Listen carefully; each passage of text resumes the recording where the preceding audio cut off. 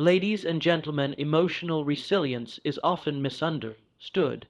Many people think it's something you either have or don't have, as if it's a personality trait you're born with, but that's not how it works. Emotional strength is a skill one that can be learned, practiced, and refined over time. It's not a switch you flip. It's more like a muscle that grows with consistent effort, repetition, and challenge. When life throws difficulties your way, whether it's loss, rejection, pressure, or failure, your ability to stay mentally and emotionally strong depends far more on your habits and mindset than on your natural disposition. In fact, many of the most resilient individuals didn't start that way. They were forged in hardship. They developed mental tools to process pain, disappointment, and fear in productive ways. They trained themselves to think differently when everything around them seemed to be falling apart. This training starts with awareness. You can't build resilience without first recognizing your emotional responses. In stressful situations, it's easy to react impulsively, to get angry, withdraw, panic, or blame. But emotional strength begins with noticing those reactions and choosing not to be ruled by them. It's about creating space between stimulus and response. Instead of immediately reacting, you learn to pause, reflect, and respond in a way that aligns with your values and long-term goals. That pause, that moment of self-awareness, is where your strength begins. In that moment, you teach yourself that emotions are signals, not commands. Feeling afraid doesn't mean you have to run. Feeling angry doesn't mean you have to lash out. Feeling hopeless doesn't mean you should give up. Your emotions give you information, but you get to decide what to do with that information. Once you understand this, the next step is conditioning. Like athletes train their bodies to perform under pressure, you must train your mind to hold steady when life is uncertain. This doesn't mean pretending everything is fine or suppressing how you feel. In fact, real strength involves fully acknowledging your emotions, but not letting them hijack your behavior. That means building mental habits that support you even when you're overwhelmed. Journaling, meditation, controlled breathing, structured reflection, these aren't just trendy practices. They're resilience tools. They give you clarity when your emotions feel loud and chaotic. Equally important is how you interpret adversity. People who are emotionally strong don't see problems as permanent or personal. They don't say, "This always happens to me," or "I'm just unlucky." Instead, they analyze the challenge, separate facts from feelings, and look for meaning or opportunity in the pain. They ask questions like, "What can I learn from this? How can this make me better? And what is this moment trying to teach me?" That doesn't make the hardship disappear, but it changes their relationship with it. Another critical aspect of emotional strength is your internal dialogue. If your self-talk is harsh, critical, or pessimistic, your resilience will be weak. But if your inner voice is calm, encouraging, and realistic, you'll be able to weather storms much more effectively. Speaking to yourself like you would speak to a close friend in crisis builds emotional safety. And emotional safety, especially within yourself, is the foundation of mental strength. It's also worth noting that emotional resilience does not mean becoming emotionally numb. It's not about suppressing sadness or pretending you're unaffected. Quite the opposite. Strength involves feeling everything deeply: fear, anger, sadness, confusion, but remaining grounded through it all. Resilient people cry when they need to, speak when they must, and act even when they're uncertain. They don't pretend to be invincible. They simply choose not to let emotional pain define their identity or control their direction. Lastly, building resilience means embracing the long view. You're not trying to win every moment or avoid every struggle. You're trying to become the kind of person who can stand firm in the face of life's inevitable challenges. That's a process. You will fail at times, you will lose your grip, react poorly, or feel like giving up, But each of those moments is an opportunity to grow. Each is a lesson. Strength isn't perfection. Strength is persistence. So if you want to stay strong in any situation, start training now. Examine how you think, how you react, how you speak to yourself. Build habits that support clarity and calm. Don't wait for a crisis to begin preparing.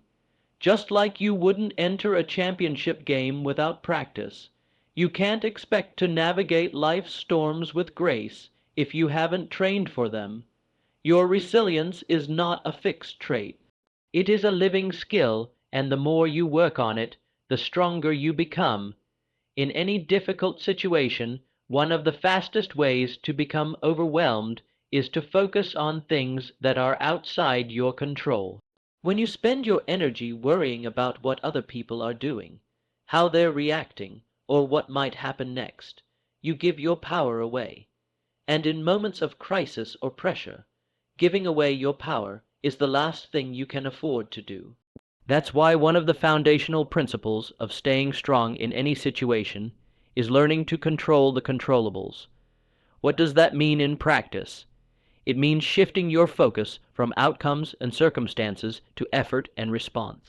You may not be able to control the outcome of a job interview, a relationship conflict, or a major life change, but you can control how you prepare, how you think, and how you behave under pressure. The person who learns to consistently direct their energy toward what they can influence becomes far more mentally strong than the person who constantly reacts to what they cannot. Let's break that down. There are three major areas you can always control: your mindset, your behavior, and your preparation. Mindset is your internal frame for how you view a challenge. You can decide whether to treat it as a threat or as an opportunity. You can choose whether to focus on what you lack or what you can build. No matter what the external situation looks like, your mindset shapes your reality. It influences your confidence, your stress levels, and your ability to problem solve. Choosing a proactive, grounded mindset gives you an internal edge, even when the external world feels chaotic. Behavior is how you act, the small, consistent choices you make daily. These include what you say, how you carry yourself, the effort you put in, how you manage your time, how you treat others, and how you manage your emotional responses. You may not be able to control how someone treats you, but you can control whether you retaliate or respond with poise. You can control whether you stay silent or speak up, whether you give up or take the next step. Your actions are always within your command, even if the outcome is not. Preparation is how you get ready for challenges before they come.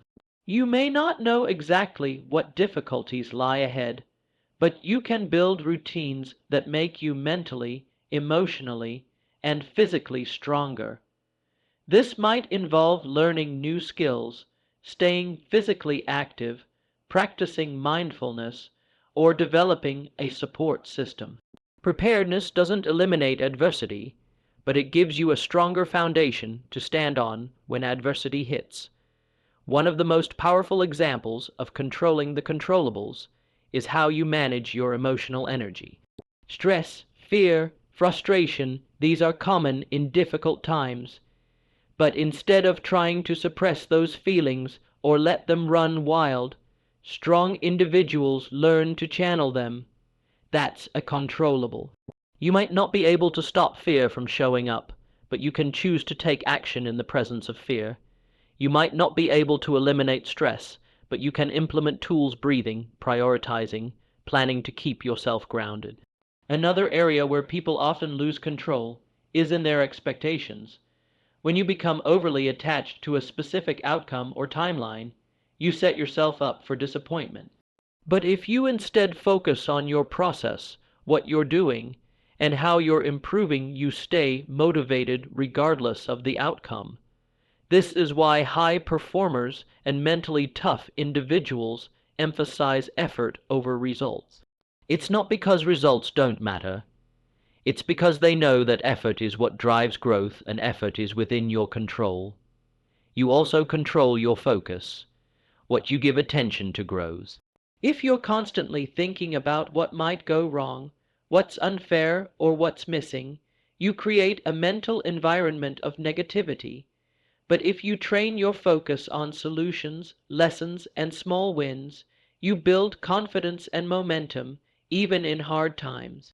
Strong people don't deny reality, they choose where to direct their gaze within that reality. Lastly, you can control how you recover. No one is perfect. You will have moments when you slip, when you react poorly, or when you lose your calm. But you can always reset. You can always return to what's within your influence. That ability to recalibrate, to come back to center, is part of what makes you resilient. So remember this: whenever you feel powerless, look for what is in your hands. Your thoughts, your words, your effort, your schedule, your responses, the way you treat others, the way you treat yourself. That's where your strength lies, not in changing everything, but in taking full ownership of what you can change. Control the controllables, and you'll always have power, even in the most unpredictable situations.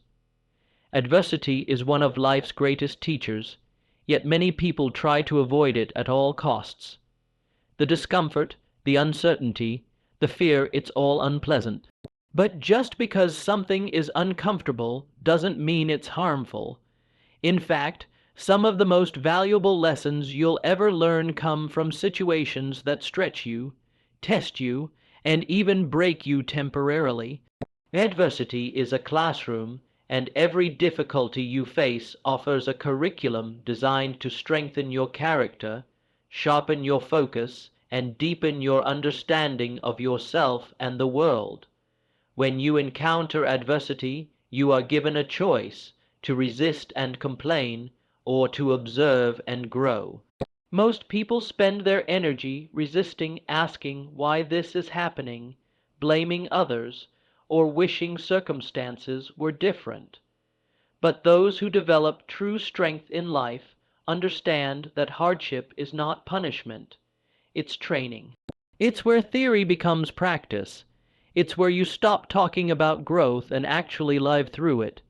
Think about this: you don't learn patience when everything is going smoothly. You learn it when you're forced to wait, when delays disrupt your plans, and when you have to manage frustration. You don't learn courage when life is comfortable. You learn it when you have to face your fears, make a hard decision, or move forward without guarantees. You don't develop discipline when you feel motivated. You develop it when you're tired, discouraged, or distracted and still choose to show up. In every case, the lesson doesn't happen in ideal conditions. It happens in the struggle. But for adversity to truly become your teacher, you must approach it with the right mindset. You must be willing to ask, what is this moment trying to teach me? That single question shifts your focus from suffering to significance. Instead of just enduring pain, you start extracting meaning from it. This doesn't magically make the pain go away, but it gives it a purpose, and purpose is what transforms pressure into progress. Adversity also has a way of revealing who you really are. It strips away distractions and exposes your beliefs, your habits, and your instincts. You learn how you handle stress, how you treat others under pressure, and how you talk to yourself when things go wrong. It's an unfiltered look at your inner life, and while that can be uncomfortable, it's also incredibly useful. Because once you see your own blind spots, weaknesses, and limitations, you can start working on them with clarity and focus. At the same time, adversity teaches you humility. It reminds you that you're not in control of everything and that life can change without warning.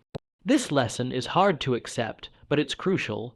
Humility doesn't make you weak, it makes you adaptable. When you acknowledge that you don't know everything and that things might not go according to plan, you become more open to learning, adjusting, and improving. That mindset of humility combined with resilience is what makes you unshakable in the long run. Another key lesson adversity teaches is the importance of perspective. In the middle of a difficult season, it's easy to think the pain will last forever. But if you look back at previous challenges you've overcome, you'll notice something important. You're still here, you made it through. You might carry some scars, but you also carry wisdom. That wisdom didn't come from success or ease. It came from trials. It came from getting knocked down and getting back up again. This is how strength is built, not in the absence of struggle, but in the process of overcoming it. Each time you face adversity and learn from it, you increase your capacity to handle more. You expand your mental and emotional tolerance. You deepen your self-trust. You come to realize that even if life doesn't get easier, you are becoming stronger. It's also worth remembering that adversity often plants the seeds of empathy. When you've gone through pain, you become more compassionate toward others who are suffering. You become less judgmental, more patient, and more supportive. In that way, the lessons you learn in your own hardship don't just benefit you, they help you uplift others as well. So the next time you face a tough situation, resist the urge to ask, "Why me?" Instead ask, "What can I learn from this?" Understand that pain is a powerful teacher, and growth rarely happens in comfort. Life's challenges are not detours, they are part of the path. The stronger your learning mindset, the more powerfully adversity will serve your development. In the classroom of adversity, you either fight the lesson or rise through it. Choose to rise. That's where true strength is forged. One of the most important lessons in personal strength is this: your mood cannot be your master. If you want to stay strong in any situation, you must learn to act based on your principles, not your feelings. That's where discipline comes in. Discipline is the ability to do what needs to be done, even when you don't feel like it. And in difficult situations, it's often the deciding factor between progress and collapse. When pressure hits, your mood is the first thing that gets affected. You feel tired, stressed, discouraged, maybe even hopeless. If you let those feelings control your actions, you'll fall into cycles of procrastination, avoidance, or self-sabotage. You'll wait for motivation to return, not realizing that in tough times it may not return at all. But discipline doesn't wait. Discipline doesn't negotiate. It shows up no matter how you feel. This doesn't mean ignoring your emotions or pretending everything is fine. Emotional awareness is important, but there's a difference between acknowledging your feelings and obeying them. Strength lies in the space between stimulus and response, the moment when you feel like quitting, but choose to continue. That decision is discipline in action. It's not glamorous. It's often invisible.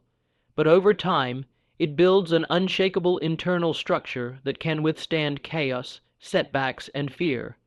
Consider a simple example: waking up early to train, study, or work on something important.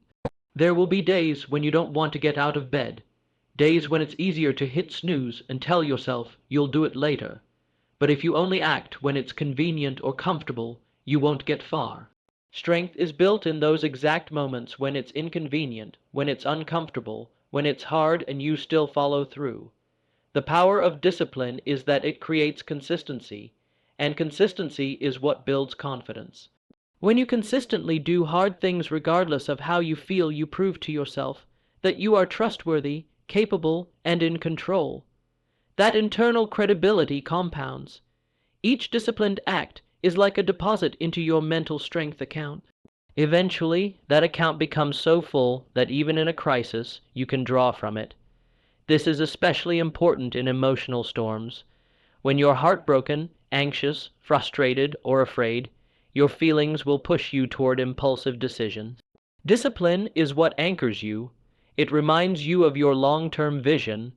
It keeps you focused on what matters most, not just what feels urgent. In this way, discipline is not restrictive, it's liberating. It frees you from being a prisoner of your emotions. It gives you the power to live intentionally instead of reactively. It's also worth mentioning that discipline is not about being robotic or rigid. It's about being aligned, aligned with your values, aligned with your goals, aligned with your future self. It doesn't mean you never rest or change course. It means that when you rest, it's intentional. When you shift directions, it's strategic. You're still in the driver's seat, even when the road gets rough. In many ways, discipline becomes most valuable when motivation is at its lowest. Motivation is emotional, it comes and goes. It's great when it's present, but unreliable when times get tough. Discipline, on the other hand, is structural. It doesn't care whether you're inspired or not. It simply asks what needs to be done, and then does it. That level of mental maturity is what separates those who survive difficult seasons from those who grow through them. To build discipline, start small. Identify one thing you know you need to do, something that aligns with your highest goals, and commit to doing it daily, no matter how you feel. Over time, add more.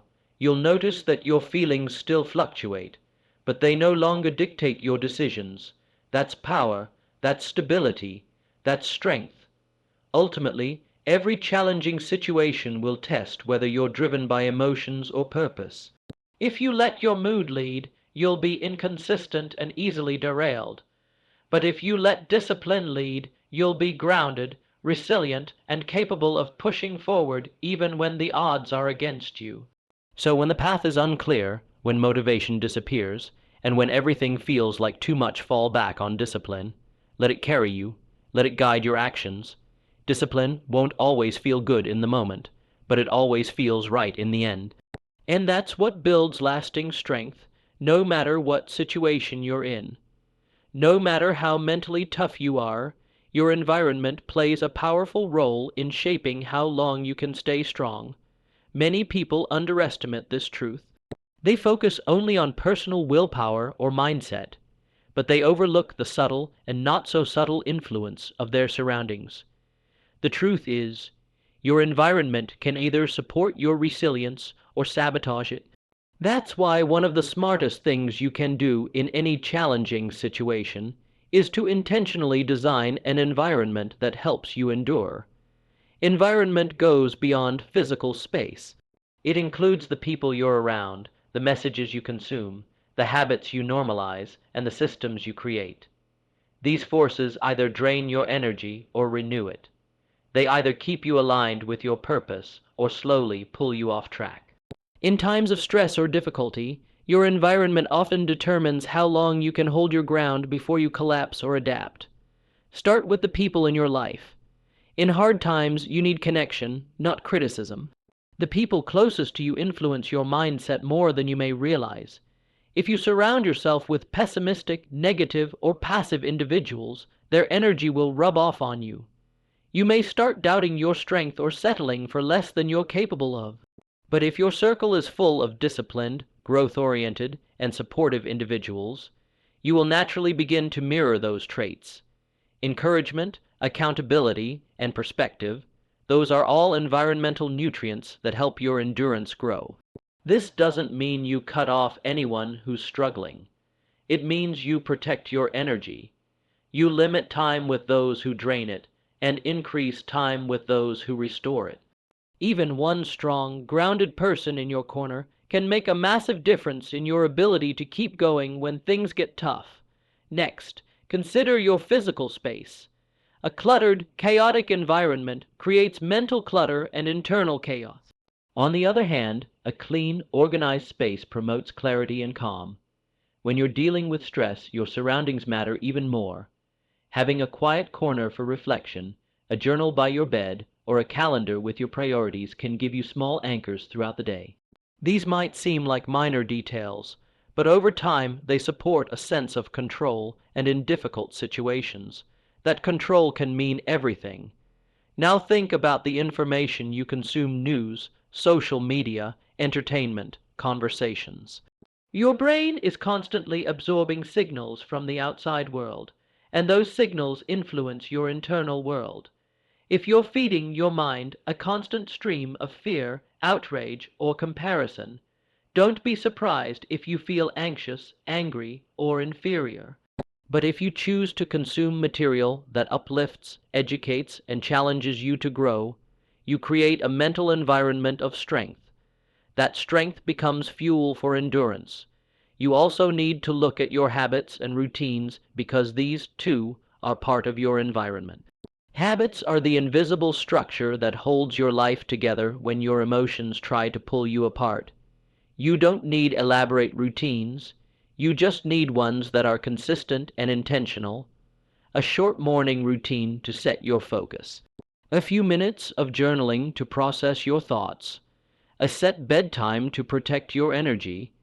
These are environmental safeguards that support your inner discipline and clarity, especially when external life feels messy or unpredictable.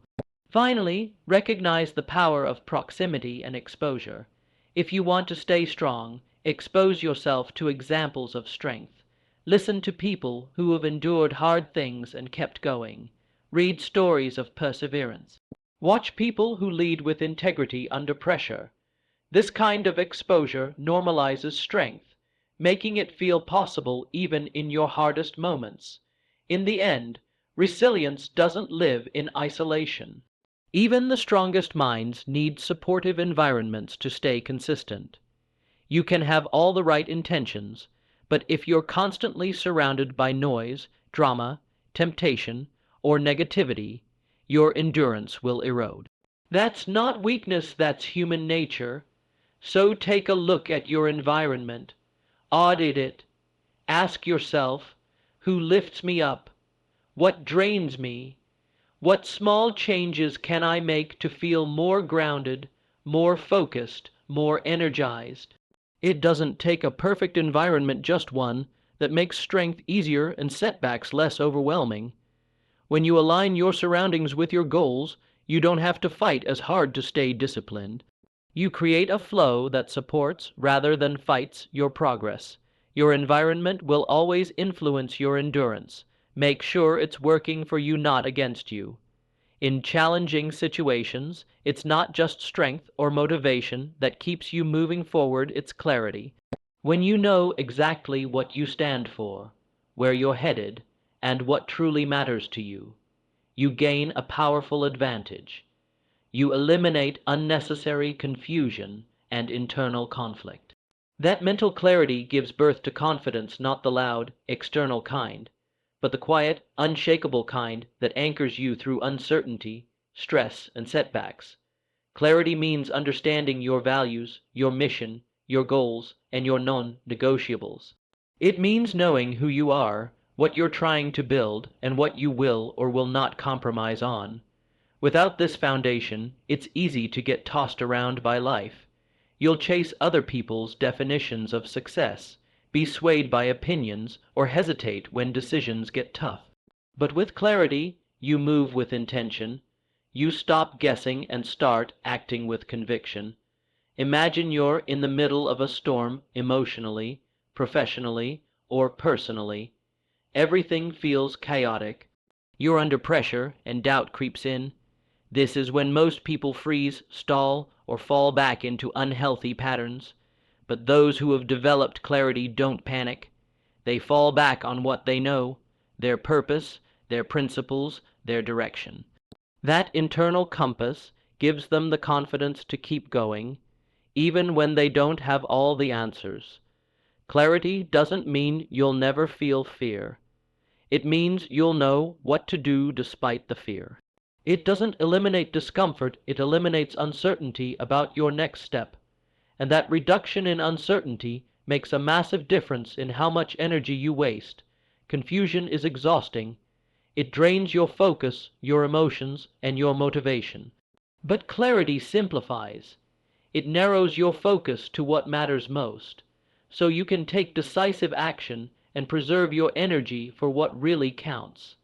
Let's break this down practically. If you know your values, for example, integrity, growth, and discipline, then in any situation you can ask, what decision reflects these values? That question cuts through noise. It helps you act with alignment, which strengthens your confidence. You're no longer wondering if you're making the right choice based on outcomes. You're making the right choice based on who you are. The same applies to goals. Without clear goals, you're vulnerable to distraction and doubt. You'll waste time comparing your path to others, questioning every setback, and feeling like you're not making progress. But when your goals are defined, not vague hopes, but specific targets, then every small action becomes meaningful. Every step forward, no matter how imperfect, feels like movement in the right direction. That progress fuels your belief in yourself. Even your daily habits benefit from clarity. If you're clear on what matters most to you, whether it's your health, your career, your relationships, or your spiritual life, then it becomes easier to say no to distractions. You don't waste time on things that don't serve your priorities. And each time you act in alignment with your purpose, your self-trust grows. That self-trust is the essence of real confidence. It's also important to understand that clarity isn't something you find once and keep forever. It must be revisited and refined. Life changes, seasons shift, new challenges arise. That's why strong people make it a habit to regularly reflect, recalibrate, and reaffirm their values and direction.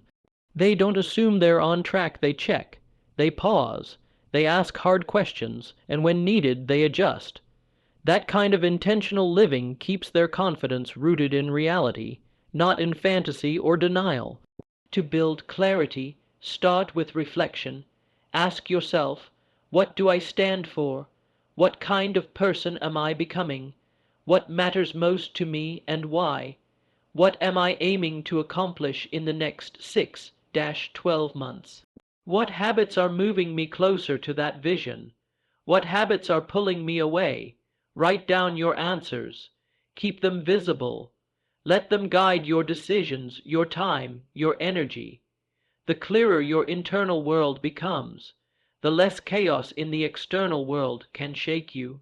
In the end, staying strong in any situation isn't just about pushing through, it's about knowing why you're pushing, what direction you're pushing toward, and who you're becoming in the process. That's what clarity gives you. And from that clarity, confidence is born, a quiet, steady force that says, I know who I am, I know where I'm going, and I can handle whatever comes next.